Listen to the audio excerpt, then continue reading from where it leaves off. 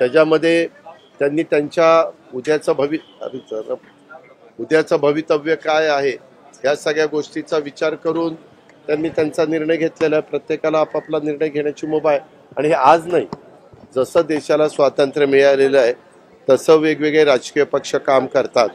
काही सत्तेवर असतात, काही विरोधी पक्षात असतात आणि त्या पद्धतीने काम चाललेलं असतं. तुम्ही हिंदी सक्तीकरणाच्या काय 57,000 कोटींच्या पुरवण्या मागण्या ती काळजी करू नका, ते जबाबदारी आमची आहे. आम्ही त्याच्यातून कसा मार्ग काढायचा, जे काही सूत्र ठरवून दिलेलं आहे त्या सूत्राच्या बाहेर न जाऊन देता आर्थिक शिस्त कशी राहील हा प्रयत्न आम्ही त्या ठिकाणी करू.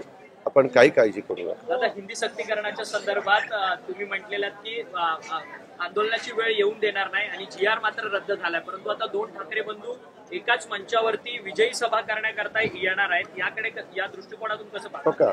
उद्याच्याला प्रत्येकाला अधिकार आहे. आज आंदोलन कशाचं होणार होतं 5 तारखेला?